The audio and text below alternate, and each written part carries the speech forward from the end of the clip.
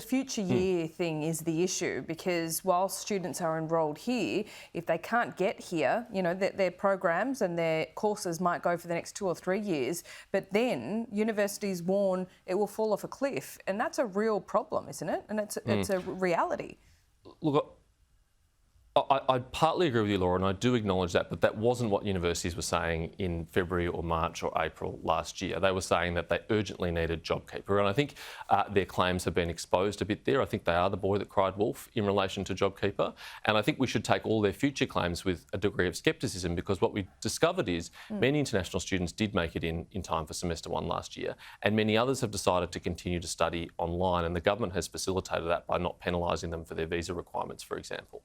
So universities are in nowhere near as dire a situation as they claim they have been, and they have choices to make. They have choices about whether or not they pay their vice-chancellors multi-million-dollar salaries, whether they spend big on sponsoring sporting teams and taking out ads at bus stops. They have choices about whether they go on the building spree that many of them have gone on in recent years. And some universities have managed these risks better than others. They have more diversified international student markets, but some of them have gone all in on the Chinese international student market in particular, to the exclusion of all others.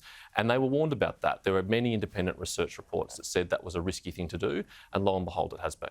Okay, well, let's look at the Belt and Road Initiative more broadly. Do you expect China to react angrily to this? We've seen a war of words. What form do you expect a backlash to come in? Well, we don't know, Laura. The Chinese embassy and the Chinese government Ministry of Foreign Affairs spokesperson has warned that there will be further retaliatory action against Australia for taking this move.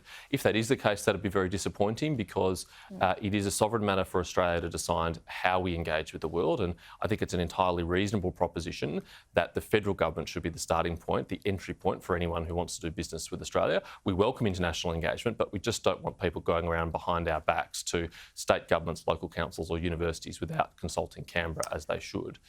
So the fact that China is the only country which has objected to this policy, even though it applies to every other country in the world, says something about the way in which they view their relationship with Australia. Well, it is possible that further trade strikes will... Sorry? No, continue, please.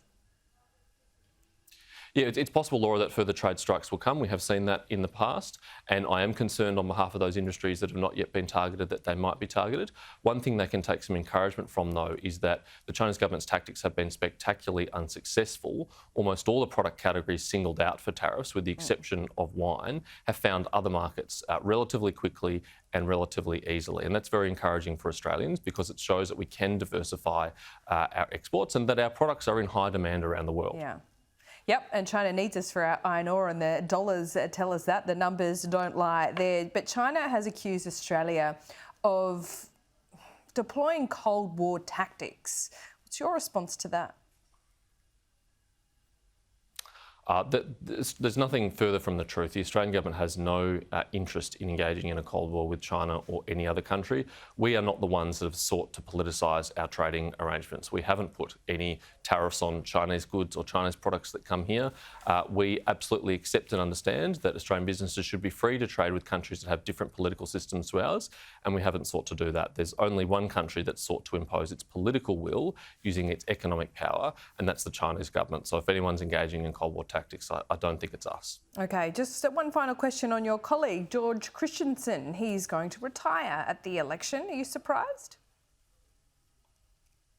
I'm a little bit surprised, because I thought George seemed to really enjoy what he does as a federal member of parliament. He's very passionate about the causes that are close to his heart. There have been many things that George and I have agreed on and beat on the trenches beside. There have been some things we disagreed on, but either way, whether we've been for each other or against each other, I really respect him as a colleague. I know he gets a rough time in the media and he's been subject to a lot of criticism, but he's very sincere about what he does. He cares very much about the people he represents, and I think he will be a loss to the federal parliament. Well, he's issued somewhat of a, well, you might take it as a threat. He's promised to speak out and saying, well, he's no longer burdened by the need to be re-elected. What do you think he'll do there?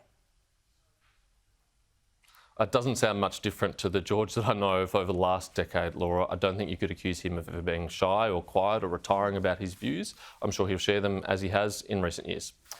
His loss could be a problem in Queensland, couldn't it? He certainly built up a very healthy margin in his seat of Dawson. I think last time I checked, it's over 14%, and that's a tribute to him because it has previously been held by Labor. It was previously a marginal seat. But I think, as well as the support for George locally, I think there's support for the government's policies locally. And I think that Queenslanders in central and northern Queensland in particular really rejected the war on aspiration that the Labor Party took to the last election, really rejected the war on resources and coal that they took to the last election. Yeah. And if they take anything like that sort of policies to the next election, I think we'll comfortably win Dawson too.